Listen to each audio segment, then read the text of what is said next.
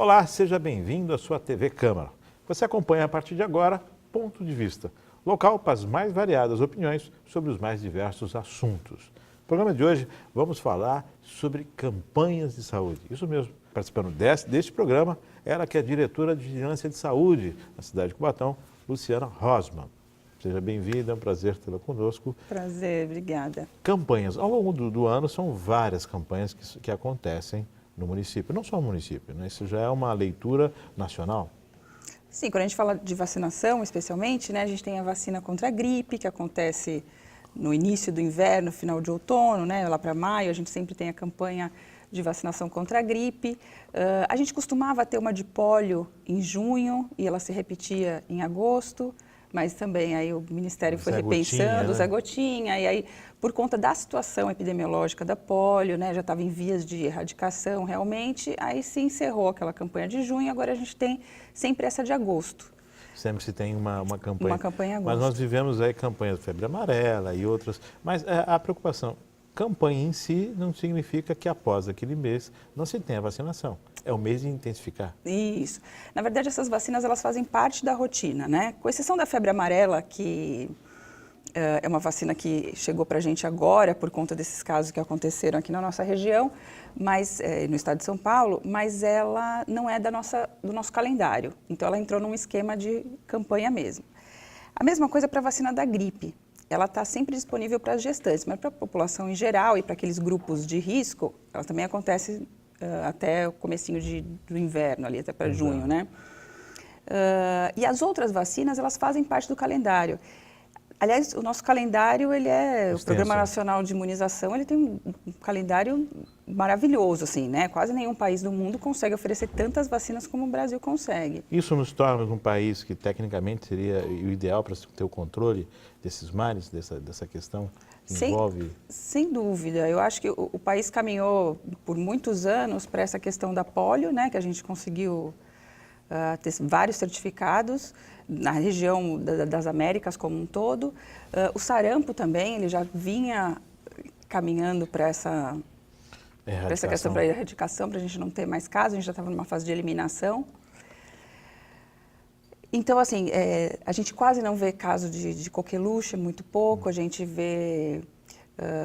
mesmo caso de pólio, a gente não vê, né, crianças com pólio. Então, na verdade, foram essas campanhas e esse trabalho que existe nas salas de vacina que fizeram com que essas doenças... Luciana, quando a gente fala em erradicar, vamos pegar o caso da pólio, é um trabalho muito a longo prazo. Sim. E como é o controle dessa erradicação? Quando você não se tem mais nenhum caso, qual é a preocupação da vigilância? Então, a preocupação da vigilância é manter os níveis de cobertura vacinal. Quer dizer, a gente tem que continuar vacinando todas as pessoas para evitar que existam suscetíveis, ou seja, pessoas que possam contrair a doença. Ou seja, a doença é possível estar no meio. Em outro país, por exemplo. Em outro país. A gente sabe que tem ainda pólio no Paquistão, tem no Afeganistão, tem na Nigéria. Então, se alguma pessoa vai até esse país, pode trazer esse vírus de volta, se a gente tiver uma quantidade de suscetíveis, essas pessoas podem se infectar, né? Na verdade, depois de erradicada, depois de nenhum caso, a manutenção disso. A manutenção disso, enquanto acontecer nos outros países, né? Por exemplo, a varíola. Agora ninguém mais toma vacina para varíola, porque essa realmente não existe mais em nenhum lugar do mundo. Você lembra que era uma que também deixa a cicatriz, que nem a BCG? Então, essa foi realmente erradicada, essa não tem mais. Mas o que significa? Que o vírus não existe mais no meio? Selvagem, que a gente chama, não existe mais. Não existe mais. Porque a diferenciação em selvagem e urbano... Tem um de laboratório, né? Tem um que é mais... E o selvagem é esse que existe na natureza. Até para você poder desenvolver as vacinas. Mas na natureza, então, ele foi erradicado. A varíola, sim. E nós estamos agora numa questão do sarampo. Você disse que o sarampo teve uma época em que chegamos bem próximo à erradicação. Muito próximos. O Brasil não tinha caso há quase 2 anos mais de sarampo. Eles vinham se rareando cada vez mais e nos últimos 2 anos quase não teve caso. Por conta da situação sociopolítica, econômica da Venezuela, muitas pessoas migraram para cá, para a região norte do país especialmente, e trouxeram o vírus de volta.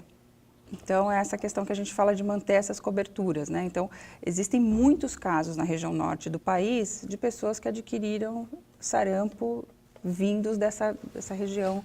Quando a gente viaja para fora do país, uma carteirinha nacional de vacinação é exigida. Você não entra em determinados países, principalmente se não tiver febre amarela, essa situação. O nosso controle de fronteiras, então, acho que parece que não tem essa preocupação, porque o ingresso parece ser muito fácil, né? E as cidades muito próximas acabam facilitando isso. Existe uma resolução internacional, que é esse controle de doenças, que é mais para o cólera, a febre amarela entre algumas outras. Por isso que a febre amarela é a única que tem essa exigência de carteirinha. Né? As outras, ninguém olha a carteira para saber se a pessoa está vacinada ou qualquer outra coisa. Né? Sarampo, na verdade, tem muitos países que ele nem faz muito parte do esquema vacinal, sabe? Ou toma menos dose do que a gente oferece, um número menor de doses durante a vida.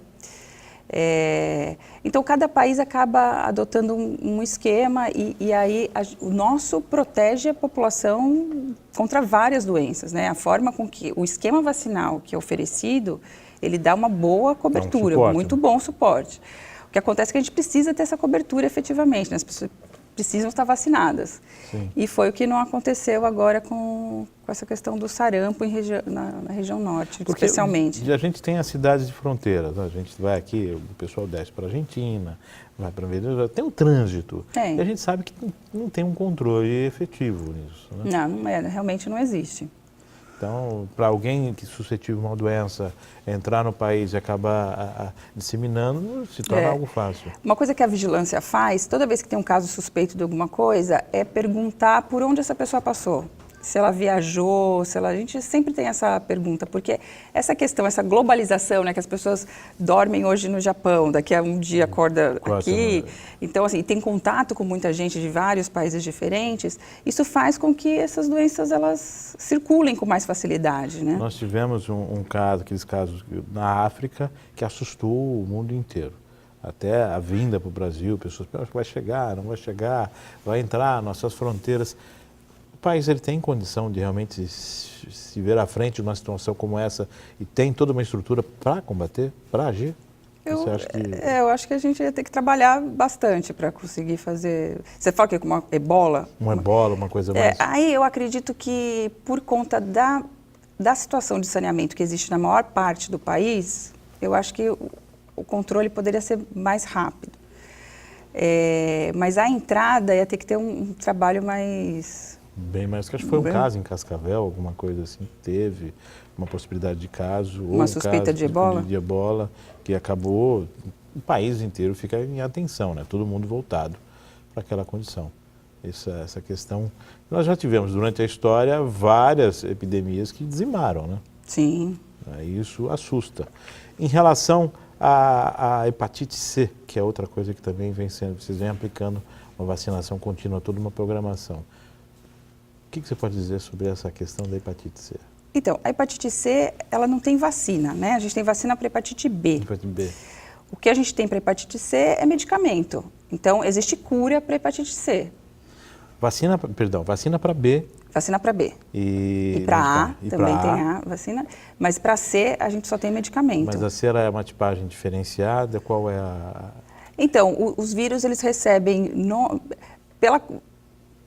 Pela biologia, pela coisa molecular deles, eles recebem nome diferentes, tem letras diferentes, né? Tá, e considera-se a C... E a forma de transmissão muda, algumas coisas mudam.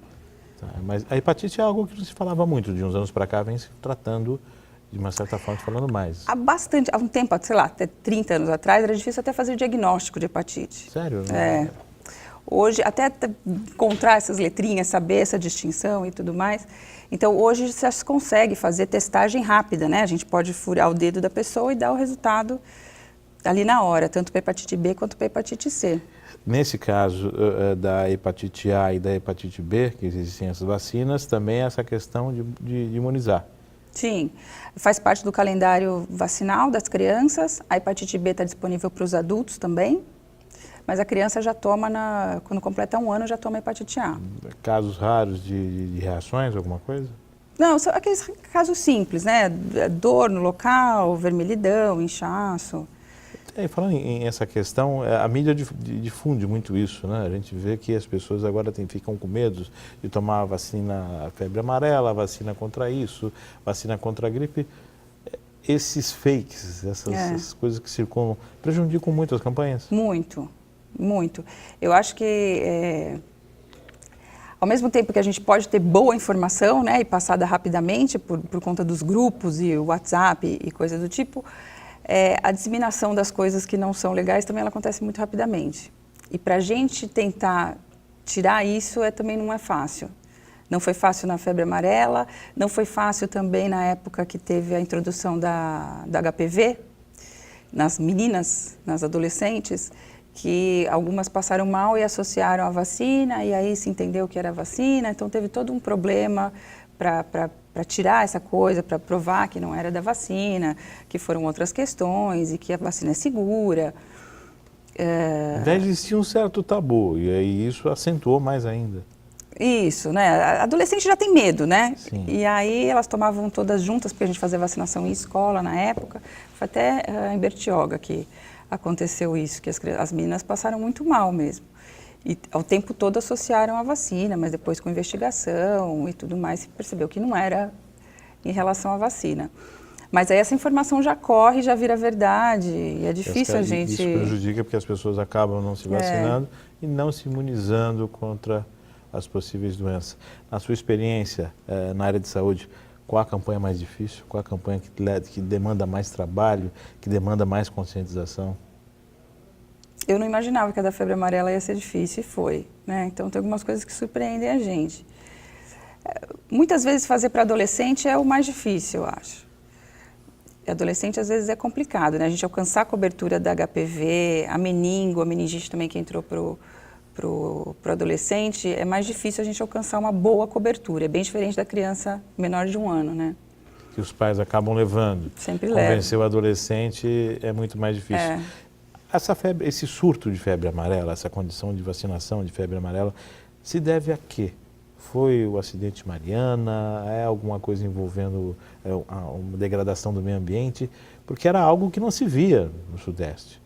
Pouco se falava. E como nós acompanhamos nos noticiários, ela veio fazendo um percurso. Ela fez um caminho, esperado até. As pessoas já imaginavam, né? Quem estuda essa questão da febre amarela já imaginava o caminho que ela podia... Já tinha essa ideia de como ia se portar? Se não tivesse esse controle, né? Porque, na verdade, o que se faz é um controle na mata mesmo, né? O macaco, ele é um sinalizador, Ele demonstra a atividade do vírus. Isso. E aí, talvez, vários fatores podem ter contribuído, né? A gente fica levantando algumas hipóteses, porque nada foi aventado, assim.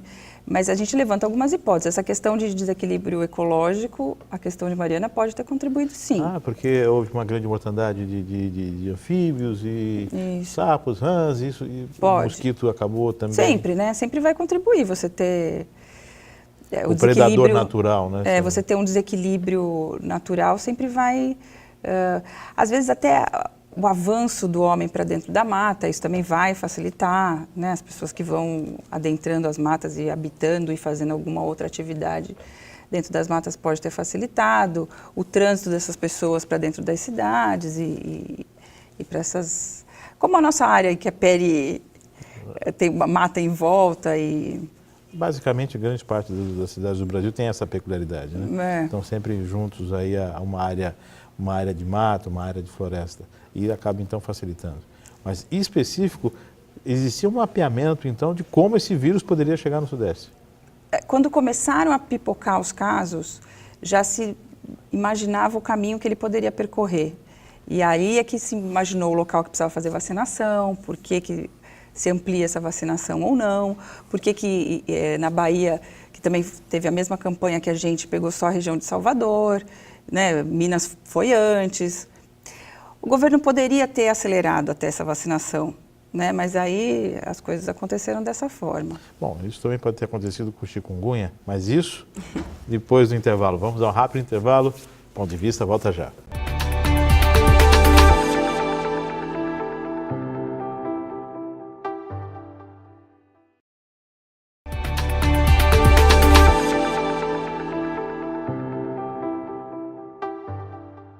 Estamos de volta no segundo bloco do Ponto de Vista, recebendo Luciana Rosman, ela que é diretora da Vigilância de Saúde em Cubatão. Estamos falando sobre as campanhas de saúde, vacinação, vírus e tudo isso que afeta, né, o dia a dia de nós brasileiros, o povo como um todo, né, não só do país, mas também como do mundo. No primeiro bloco estamos falando da febre amarela e também do chikungunya.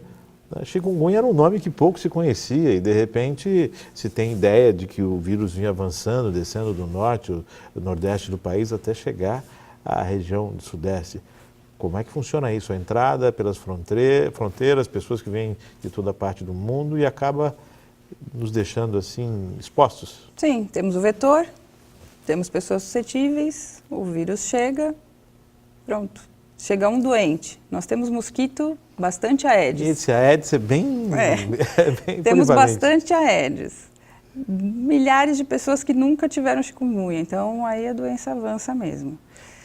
Nós temos a questão quando é transmitido, como um vetor, um mosquito, seja até o próprio animal, no caso da raiva, que nós vamos falar sobre isso também, mas nós temos também outros casos de doenças que já tiveram um certo controle e que hoje a gente percebe um índice maior. No caso, a própria AIDS, né? Que houve um boom na década de 80, aquela preocupação mundial, pessoas famosas que sofreram e que morreram devido à imunidade. E houve-se um desenvolvimento muito rápido, um avanço muito rápido, inclusive na área da farmacêutica, para se criar todo um coquetel, um medicamento. Houve uma quebra de patentes por parte do Brasil para se garantir o medicamento a todos. Houve um grande avanço. Sim. Né? E hoje a gente está vivendo novamente uma década de 80 com as pessoas se infectando, com as pessoas se contaminando. Eu nem diria que era igual à época de 80, né? Por conta exatamente dos medicamentos. Então, o que a gente percebe é que tem ocorrido um aumento do número de casos, especialmente entre os jovens. Na população Na população mais jovem. E algumas vezes, em algumas cidades, acho que no país como um todo, ele é maior entre os homossexuais. Então, assim, houve um retrocesso mesmo. Então, aquela coisa da campanha maciça do uso de preservativo e da utilização, efetivamente, do preservativo, a gente acredita que as pessoas que assistiram, quem morreu por AIDS, quem viveu aquela época, sabe exatamente o que essa doença é. Com o coquetel, as pessoas acabam tendo uma vida muito parecida com quem não tem o vírus. Então, já não causa mais todo aquele medo, aquele pavor, né? Isso é uma coisa que a gente acredita, que acha que pode ser isso, assim. E aí, talvez isso tenha levado à diminuição do uso de camisinha, porque a gente vê muito caso de sífilis também, né? Muito mais do que de AIDS. Então, a gente percebe que as pessoas têm se prevenido menos. O coquetel. Quando se fala em coquetel, a gente imagina, são vários comprimidos, são vários medicamentos. Tem esquemas, né? São vários esquemas de composição que se deve tomar num dia, no outro, alguma coisa nesse sentido. Isso dá a impressão de uma tranquilidade, mas é algo que nós estamos acompanhando ainda, né? Nós temos há poucos anos o coquetel acontecendo. Como são as pessoas que são portadoras que vão chegar à terceira idade com essa medicação? Quais os efeitos? Como é que pode ser? Já se mensura isso? Você tem uma ideia disso? Não? Então, existem realmente vários efeitos ali, né? Mas o que a gente sabe também com os medicamentos que existem hoje, com os coquetéis, porque existem vários esquemas, né? Dependendo do tipo de pessoa, a carga viral que ela tem, uma série de fatores que são observados ali, comorbidades que ela possa já ter. Então, aquele paciente, ele toma esse medicamento e faz um controle das células de defesa, né, que são as células CD4, e dessa carga viral também. Ele faz sempre esses controles. O paciente que consegue tomar esse medicamento de forma correta, ele reduz a quase nada essa carga viral. A chance dele transmitir para outras pessoas é quase zero. É zero. Então, a doença teve uma mudança também nesse sentido. Né? Quem faz o tratamento corretamente, dificilmente é um transmissor do vírus. Você acredita que não se tem tanto medo da AIDS como se tinha antes. As pessoas não têm aquela... Porque antigamente nós observávamos contaminado era praticamente uma sentença uma de sentença morte, de né? morte, né? Aquela Hoje não é. preocupação. Hoje não é mais sentença de morte. Você consegue viver por muitos anos fazendo vários controles, né? Como se fosse uma doença crônica realmente, que pode, esses medicamentos eles podem dar diversos outros problemas, né? Tem dislipidemia, essas questões com colesterol e uma série de outras coisas. Mas a pessoa consegue viver bem por muito tempo.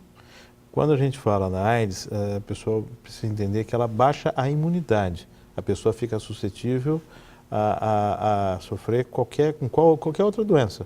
Sim, muito mais fácil, né? Tuberculose, por exemplo, que a chance das pessoas que têm imunidade competente, a vida inteira a chance é 1 em cada 10, sei lá. Para o HIV é no ano isso, a mesma chance que a gente tem na vida inteira, a chance de adquirir... Quer dizer, baixa de uma forma que o aspecto também mudava muito das pessoas, né? Tinha cara de bem doente, né? Bem doente. Hoje, casos de mães gestantes, né, que o filho acaba não tendo o vírus. Isso é algo de conotação, varia de pessoa para pessoa, é uma questão de tratamento? Questão de tratamento. Ela precisa fazer o tratamento durante o pré-natal, então por isso que o diagnóstico durante o pré-natal é super importante. Toda mulher grávida faz teste HIV. E aí ela faz um tratamento, caso seja detectado, ela faz um tratamento durante a gravidez. O nenenzinho também recebe um tratamento logo após o nascimento e ela não amamenta. Isso é o que vai fazer a diferença. No caso de uma gestante, quando ela vai fazer o pré-natal, ela já passa. Agora, e as pessoas que não têm ideia, não têm consciência disso? Porque ele não se mostra, né? Ele não tem ele pode ficar incubado. Ele pode demorar um pouco para se manifestar, ou você confundir com qualquer outra coisa, né? Mas por isso que a gente estimula as pessoas a fazerem o teste. Lembra aquelas campanhas do Fique Sabendo? Que tem um olhinho positivo, um negativo? Pouco importa se você é positivo ou negativo, o importante é você saber o que você é. E se você for positivo, existe toda uma gama de medicamentos e de serviço público que pode te atender e você seguir a sua vida em tratamento. Nesse período em que o vírus está incubado, é incubado que fala, né? Existe uma janela que a gente não consegue detectar o vírus, mas depois que ele começa a agir, ele reduz as suas células de defesa. Então você pode ter manifestações. Mas nesse período dessa janela, a pessoa ainda ela acaba contaminando também, não? Pode. Ou não? Pode, ou ele, pelo fato de estar na janela, ele não acaba... Não, pode transmitir, sim. Pode ser transmitido, então. Pode. E essa forma silenciosa que ele age, né? Ele é silencioso, mas não é como a hepatite. A hepatite C, por exemplo, você fica muitos anos sem saber que você tem a doença, sem sintoma nenhum. Para a AIDS, ela não vai ter essa mesma velocidade, né? Ela vai ser um pouco mais rápida do que acontece com a hepatite. Bom, e para quem está nos assistindo, a pessoa que tem, de repente, poxa, será que eu estou? Será que eu não estou? Qual é o procedimento? O que deve ser feito? Então, aqui no município, a gente tem um centro de testagem e aconselhamento, lá na rua Dom Pedro I, no 2º andar. E a pessoa pode, anonimamente, se apresentar lá, faz o teste, fica sabendo, e aí faz o teste para sífilis, faz para as hepatites, já faz para HIV, toda uma gama de testes. E recebe orientação, aconselhamento quanto ao sexo seguro, sigilo. Eu acho que esse é um serviço que é importante, né? As pessoas precisam saber que tem essa... Muito se fala que na camada dos jovens, na cidade, isso vem aumentando, né? As pessoas acabam tendo práticas não seguras. Não seguras. A vigilância, ela trabalha com a divulgação dessas informações, colocando à disposição métodos anticonceptivos, preservativos. Preservativo, especialmente, né? Então, a distribuição de preservativos, a gente faz muita distribuição de preservativo. E essa questão da educação em saúde, né, que ela acontece dentro das unidades, algumas vezes em escola, mas especialmente com a distribuição de preservativo nas indústrias, a gente faz com frequência também. Vários locais de saúde e até outros que você vai encontrar camisinha, que nós aqui acabamos deixando lá. Então, a gente faz essa principalmente essa distribuição de preservativo. Você acha que é uma falta de informação ou na verdade, uma despreocupação com essa situação? Pelo que você tem de experiência, né? Eu fico na dúvida, eu acho que pode ser um misto de tudo, assim, sabe? Então, um pouco do Às vezes a gente acha que está naquela informação, mas ela não é... Às vezes não está no veículo, não está onde precisa alcançar, às vezes. Talvez a linguagem precisa ser outra, talvez... então, eu acho que essa coisa do preservativo ainda tem que ser repensado, como que é a melhor forma de difundir isso e de chegar nesse jovem, né? Porque na década de 80 foi muito forte a campanha, né? Essa questão, a mídia trabalhava isso nos carnavais todos, né? Carnavais. E os programas de TV faziam a exposição de uma forma bem clara, muito forte. Todos os dias você tinha notícia sobre a síndrome da imunodeficiência adquirida, né? Então éramos bombardeados com isso, né? Jovens bombardeados com isso. E criou-se essa questão, por ser uma cidade próxima de porto, por ter uma condição de um trânsito muito grande de pessoas, a migração. Então isso foi colocado muitas vezes. Santos foi, a região de Santos, especialmente a cidade de Santos, foi muito pioneira em algumas coisas, né? A questão da seringa, se distribui a seringa para os usuários de droga. O CRAIDS mesmo, né, o programa lá de AIDS de Santos, ele também foi muito elogiado, reconhecido. Então foi um trabalho bem importante que foi feito no país como um todo, né? O Brasil também, o programa de AIDS também foi bem reconhecido internacionalmente pela qualidade. A quebra da patente foi um marco, né? Foi um marco. Que aí conseguiu-se, o próprio Estado conseguiu trabalhar isso. Bom, então vamos observar a comunicação, de que forma nós vamos colocar os jovens cientes dessa dificuldade. Embora exista um coquetel, mas a doença realmente é muito séria. E não é fácil você tomar remédio a vida inteira, não é uma coisa tranquila, né? Em relação à hepatite C, a pessoa vai no posto de saúde, ou passa por um médico, qual é o procedimento? Então, a hepatite C, ela tem o mesmo procedimento se você quiser saber se você tem HIV ou não, né? Você também pode procurar o CTA e fazer lá. Mas também, isso se você quiser um teste rápido, alguma coisa mais anônima. Mas se você for até o posto de saúde, se consultar, o médico também pode solicitar e você recebe o resultado desse teste. A medicação, Luciana, a medicação você encontra no... Encontra. A medicação, na verdade, ela é fornecida pelo Estado. Então, lá entra naquela lista de medicamentos de alto custo. Então, a pessoa passa pelo médico, o médico faz o diagnóstico, tem a receita, segue aquele protocolo todo e retira o medicamento em Santos. A e B, vacinação. A e B, vacinação. Tá, se você precisa. A B também tem um tratamento, né? Se a pessoa acabar adquirindo a hepatite B. Mas existe a vacina, então a gente tem que... Voltando a frisar que existem campanhas de vacinação, porém, a vacinação acontece durante todo o ano. Todo ano. É rotina de vacina, né, que a gente fala. E a campanha é para uma vacinação em massa, uma conscientização. Uma intensificação, né, que a gente fala. Mas ela acontece todo ano. Hepatite A, hepatite B, hepatite C. Sífilis é outra situação que você comentou, que vem também alarmando, vem aumentando os casos. Chama a atenção. E a questão que se fala da mutação do vírus evoluir e de repente a medicação não tem que aumentar-se a dose, isso acontece? A gente consegue cura fazendo uso da penicilina, né, que é o medicamento de eleição para esse tipo de doença. Se consegue cura, sim. A gente vê vários casos de pessoas que refazem o exame e não tem mais o vírus. Consequências. O que esse vírus deixa de marca? Assim, o que mais chama a nossa atenção e que é mais de preocupação é a sífilis congênita. Então, a mulher grávida com sífilis, ela pode passar para o bebê. E aí pode causar um monte de coisa, desde aborto, surdez, alguns outros problemas de formação da criança. Isso é muito sério, né? Não, os testes com as gestantes é feito logo no início, então? Ele é feito no primeiro trimestre. Para quem faz o pré-natal. Para quem faz o pré-natal. Nós estivemos aqui já falando com o doutor Maurício Sabatino sobre essa questão do pré-natal, que é muito importante, inclusive para essa questão de vacinação, né? Sim. Rubéola. A gestante faz, não, rubéola ela não pode fazer, mas ela pode ter detecção da rubéola, né? Detecção da rubéola. Na gravidez também, mas ela precisa fazer a antitetânica, né, que é uma vacina que ela faz ainda durante a gestação. Tem a coqueluche, que foi introduzida agora, também para gestante recentemente. Então, a gestante ela tem que tomar esses cuidados. Tem que tomar esses cuidados. Nós vamos a um rápido intervalo, daqui a pouco voltando, falando de antirrábica, sarampo, isso no terceiro bloco do Ponto de Vista.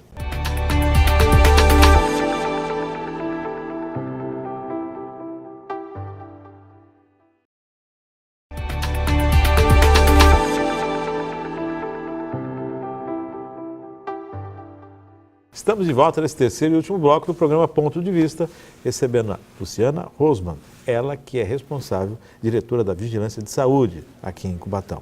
Falamos sobre AIDS, falamos sobre a febre amarela, sobre a sífilis, sobre hepatite. Mas o mês de agosto é o mês que a gente comumente chamava até do mês do cachorro louco, né? Agosto é o mês do cachorro louco e sempre acontece a campanha antirrábica, a vacinação dos animais domésticos. Agosto, por que agosto? É o mês do cachorro louco mesmo? Como é que surgiu isso? Se convencionou, né? Sim. Como a gente fala do novembro azul, e agosto foi o mês de eleição aí para essa coisa, para vacinação antirrábica. E isso para a gente também é outra doença que a gente não via mais, né? A questão da raiva humana. Porque é uma doença letal, quer dizer, a mortalidade é de 100%. É letal. É letal. Então, as pessoas a gente não tem como reverter uma... Não existe tratamento para ela? Não existe tratamento. Então, a pessoa infectada com uma raiva é 100% de óbito. 100% de óbito.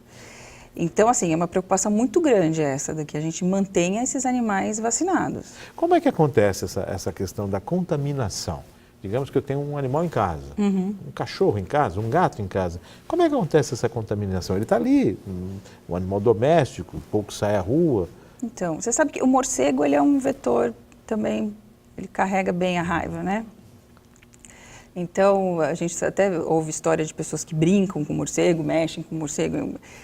Não pode, não deve. Manusear não se deve. Não se deve, jamais, porque ele tem um risco grande de transmissão de... A transmissão mordida, a saliva? A saliva. A secreção. É a saliva. Não precisa ter uma Não precisa mordida. morder, não precisa. Mesmo o cachorro, às vezes, né? Dependendo se você tiver uma lesão na pele, alguma coisa, todo pode mosquito transmitir. ele tem... Todo morcego tem a doença? Não. Não, mas muitos têm. E eles convivem todos confinados, né? Então, a chance de transmissão entre eles é grande. Então, voando ali, ele pode ter ficado... E aí, o que acontece? Ele passa para o cachorro, ele passa para um ambiente... Ele pode ser o transmissor para o cachorro, sim. E principalmente esses que são hematófagos, né? Esses que bebem sangue mesmo, né? Eles fazem uma incisão na pele. Tem uns que vivem, que acabam só comendo frutas e algumas outras coisas, e tem outros que são realmente os vampiros, que vão chupar o sangue do cachorro. Mas todos eles podem transmitir raiva. E essa transmissão, através da mordida dele ou através da saliva. Mas como é que acontece? O cachorro tem que estar próximo, ele pode ter salivado em um lugar e o cachorro fica perto? Tem que estar próximo. Tem que ter um contato um pouco mais direto. Tem que ter um contato direto, o que é muito difícil na área urbana, ou não? É um pouco mais difícil. Tanto que a gente não vê também a gente não tem diagnóstico de cachorro com raiva aqui na nossa região, né? Sim, mas e o rato? O rato ele não é transmissor. Não é transmissor. Não. Então as pessoas, tem um rato. Não tem nada mesmo a ver. que o rato te morda, não vai transmitir raiva, ele não tem como transmitir raiva. Tá, então os animais domésticos, a incidência é mais sobre os cachorros? É o gato e o cachorro. Quais são os sintomas? Ele começa a salivar, ele tem uma mudança de comportamento muito importante, né? Ele fica extremamente agressivo, recusa alimentação e uma série de outras coisas, mas especialmente busca isolamento, lugares mais escuros? Isso pode acontecer, mas especialmente essa mudança de comportamento, a salivação, esse é o que se percebe mais. O vírus mais. atinge o quê? O sistema nervoso? Sim. No humano também, começa a ter uma paralisação, inclusive, né? Paralisação? Começa a perder o controle do sistema nervoso, fica mais atacado.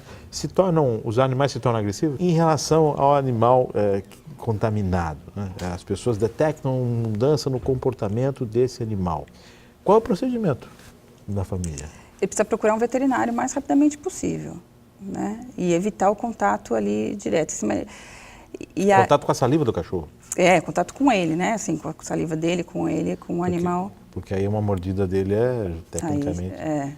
Na verdade, precisa primeiro fazer diagnóstico, né? Porque a raiva, ela, no início, ela pode até ser confundida com outras doenças. Então, a primeira coisa é procurar um veterinário. E procura o veterinário, leva no controle de zoonoses, foi detectado raiva.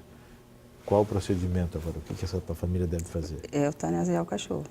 Cachorro eutanásia. Em relação à contaminação de alguém da família, existe alguma vacinação, alguma coisa? Então, se ela teve o contato, isso vai ser avaliado, né? Se ela foi mordida, se ela... E aí existe um soro, se a pessoa teve um contato direto com esse animal diagnosticado, existe um soro que a gente tenta reverter essa situação no humano. Mas a gente tenta reverter essa situação. Dependendo do início, dependendo da forma da infecção, é possível ainda se reverter. A campanha, como é que ela acontece, a campanha hoje no município? Então, a campanha, a gente vai em quase todos os bairros do município, todos os dias a gente vai num local e oferecer a vacina para os animais ali do bairro. Nossa meta é vacinar aproximadamente 11 mil animais. 11 mil animais? 11 mil animais. A população, esses animais de rua, como é que é feito isso agora? É um vetor também, é uma possibilidade. É uma possibilidade. Na verdade, existe também uma campanha e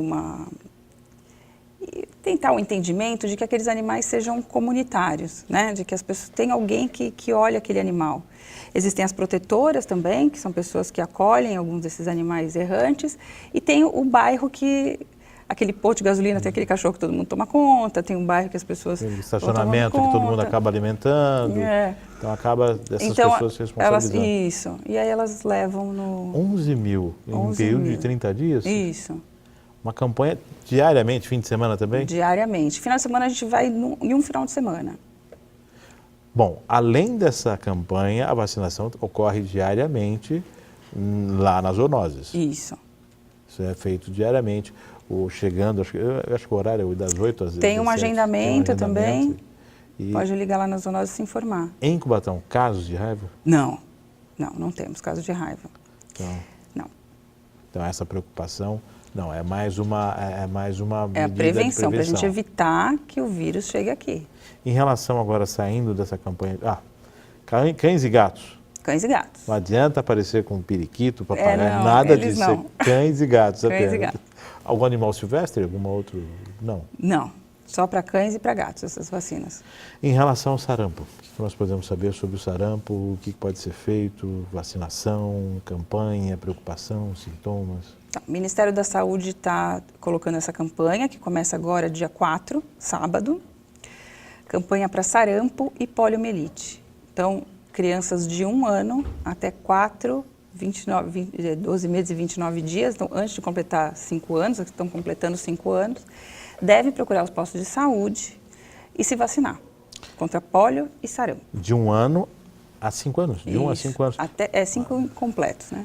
É um período mais suscetível? O que se percebeu é que os casos que aconteceram lá na região norte, a maior proporção era de crianças que... Também é uma doença que leva a óbito. Leva a óbito. O sarampo pode levar. E os sintomas? Aquele vermelhidão, aquelas... Ele começa com uma coriza, como uma gripe, pode ter até tosse, olho vermelho, a pele começa a ficar manchada, pode ter dificuldade respiratória. Quem já foi vacinado, não tem problema, a vacinação é única? Ou tem que se fazer uma Então, essa vacinação é indiscriminada. O que quer dizer isso? Que mesmo que a criança esteja com a carteirinha completa, ela deve procurar o posto e se revacinar. Isso é uma intensificação. Adultos não têm essa necessidade? Neste momento, não, para o estado de São Paulo. Tá? Então, a SCR, que é a vacina de sarampo, cachumba e rubéola, ela faz parte do calendário do adulto, mas ele não vai fazer parte desta campanha. A campanha é para esse público, a gente está recebendo doses para essa população. Essa população. Aquela mística de que, eu já tive sarampo, eu não pego mais. Isso é verdade. Quem teve não pega realmente. Quem teve não pega mais. Quem teve sobreviveu, né? O índice de mortalidade é muito alto do sarampo? Né? O do sarampo é. Quer dizer, como é uma doença que há muito tempo a gente não tem a vivência dela, né? Pode ser que na hora que ela apareça a mortalidade seja até um pouco mais alta, porque os médicos não estão acostumados, pode demorar um pouco mais o diagnóstico. Que o principal em tudo isso é o diagnóstico, né? É o diagnóstico. Quanto mais cedo diagnosticar, tratamento. Tem tratamento. O sarampo a gente trata como qualquer outra essas doenças de transmissão respiratória. Mas ela é uma doença muito agressiva quando não se tem a detecção dela precoce. Ela é muito agressiva? Depende também da parte imunológica, né? Tem algumas outras questões que podem influenciar aí o prognóstico do paciente. Bom, então basicamente vacinação. Vacinação. De 1 a 5 anos. Isso, 4 anos, 11 meses e 29 dias. 4 anos até o finalzinho. Incompletos, 5 anos incompletos. É bem métrico isso, né? Precisa ter um corte, né? Precisa ter um Esse corte. é o... Por falar em precisa ter um corte, geralmente a gente pega a carteirinha, eu falo isso por experiência própria, né? Outro dia eu fui surpreendido com isso. A carteirinha de vacinação, a gente acha que vacinar só quando criança, esquece. E não é bem assim, existe uma continuidade na vacinação. Eu fui surpreendido, eu tomei vacina há alguns anos, 2 anos atrás, contra a febre amarela, né? Eu tomei, acho que hepatite, alguma coisa assim. E falei, bom, vou tomar agora a vacina contra a gripe. E chegando no posto, fui surpreendido com a atualização da vacina, da carteirinha. 4 vacinas, né? E mais 2 para se tomar daqui a alguns meses. Esse acompanhamento, a pessoa deve fazer mensalmente, tem que ter essa consciência de que é necessário você estar indo ao posto de saúde e atualizando as suas vacinas? Então, o adulto, na verdade, ele tem um esquema muito reduzido, né? Então, assim, ele toma a SCR, que é essa sarampo, cachumba e rubéola. Os adultos que têm mais do que 30 anos tomam uma vez na vida, só uma dose e tudo bem, não precisa mais se preocupar com essa vacina. A hepatite B tem 3 doses, também não toma mais, tá? Então, tem o tempo, né, para fazer, se tomar uma, toma um mês seguinte, depois 6 meses. E a dupla adulto que é a antitetânica e contra a difteria, que você toma a cada 10 anos. Essa você acaba tomando a cada 10 durante anos. toda a sua vida, você vai tomar a cada 10 anos. Essas outras não. Essas outras não, o esquema é esse. Você tem 3 doses para hepatite B, você tem uma dose, dependendo da idade, é uma dose só para SCR, ou 2 se você tiver menos do que 30 anos. E aí essa dupla adulto que você acaba... Então, na verdade, essas 4 que eu tomei agora... É que você já está atrasado. Está atrasado. Eu não vou tomar tão cedo, ou não vou tomar mais. É igual a febre amarela, não se toma mais. Não toma mais. Não toma mais. Ainda existe uma questão para essas pessoas que tomaram a dose fracionada, né? Talvez elas devam repetir daqui a 8 anos. Essa questão que se reduziu a dose para se aumentar o número de... Mas até lá os estudos podem mostrar que talvez isso não seja necessário, então vamos aguardar. Dependendo de uma condição, essa pode acabar sendo imunizado. Agora, o importante que eu acho disso tudo é você ter a sua carteirinha de vacinação, sabe? Você guardar essa carteira de vacinação, porque ter essa dose registrada, né? Ter como provar que você tomou essa dose, isso é importante, o adulto acaba não guardando. A criança, a mãe pega pelo braço, leva no posto, mas a partir do momento que você se torna adolescente, você acaba deixando de lado, né? Ou não se preocupando. Eu mesmo não tinha ideia que estava em falta com 3 delas, né? Surpreendido no posto tomando essas vacinações. Para você, que é profissional da saúde, qual é a dificuldade maior diante das campanhas? Qual é a dificuldade maior que pode prejudicar o desenvolvimento de uma campanha? Eu acredito em algumas coisas, assim, acho que a primeira é a informação, né? A divulgação dessas campanhas, as pessoas saberem que está tendo essa campanha, que dias, quando. Então, a divulgação é uma coisa que ela tem que ser muito bem feita. Eu acho que é garantir o acesso, quer dizer, a gente conseguir colocar um número grande de postos no município. Eu acho que o envolvimento do agente comunitário também é importante, porque ele pode chamar essa população. Eu acho que são essas questões, quer dizer, é garantir o acesso, dar informação. Eu acho que essas o trabalho de questões prevenção, porque a vacinação é preventiva, né? É o que existe de melhor em termos de prevenção. Não existe nada mais eficaz do que uma vacinação, né? Mesmo programas de hipertensão, de diabetes, que tem recurso e outras coisas, não existe nada tão efetivo, né, quanto a vacinação. Lembrando que quando vocês optam por uma campanha, definem uma campanha, tem todo um estudo e análise quanto ao meio, quanto a onde deve ser efetivado, quais as pessoas que são mais suscetíveis. Sim, existe todo um levantamento. Não é feito, não, vou fazer uma campanha, não. Não, até porque não é nem o município que acaba propondo essas coisas, né? Então, elas vêm do Ministério da Saúde, com base numa situação epidemiológica do país mesmo. Do país, da região e toda essa atenção maior. Houve uma mudança, acho que nós tínhamos ali a vacinação que acontecia no posto ali que é junto ao pronto-socorro infantil. Não temos mais aquele posto. Não, a gente mudou. Então, tinha uma coisa que aqui no município a vacinação acontecia de uma forma muito centralizada, né? Então, hoje o que a gente quer é que as pessoas que vão ao posto de saúde para pegar seu medicamento, para buscar preservativo, para passar pelo pediatra, ela já se resolva ali também com a vacinação. Então, naquele mesmo local onde ela faz a consulta, onde ela faz as outras ações de saúde, ela também já se vacina e não precisa se deslocar aqui para uma região central. Então, essa é a questão da melhoria de acesso, né? E aqui a gente ficou, lá no posto central que a gente chama, a gente ficou como uma central de distribuição. Então, tem toda a logística de encaminhar para todas as unidades, receber esses pedidos, controlar todas essas vacinas, que elas ficam em geladeiras. A gente tem uma rede de frio ali. Então, ali ficou meio que o QG da vacinação. Isso. Então, legal, bacana. Então, na verdade, a ideia é que as pessoas tenham mais acesso, não precisam se deslocar até o centro. Exatamente. Então, atenção para você que está ouvindo falar de vacinação e, opa, estou com a carteirinha, ou meu filho, vá à UBS do seu bairro e lá você vai ter a opção de toda a vacinação disponível, né? Agradecendo a sua participação, esclarecimento. Muito obrigada. Agradecendo a sua audiência, agradecendo a toda a equipe que por trás das câmeras faz esse programa que chega até a sua casa. Desejando aí que você permaneça na nossa programação e até o próximo ponto de vista. Lembrando, o nosso conteúdo você encontra também na internet, no nosso canal no YouTube, TV Câmara Cubatão e também no Facebook. Até o próximo programa.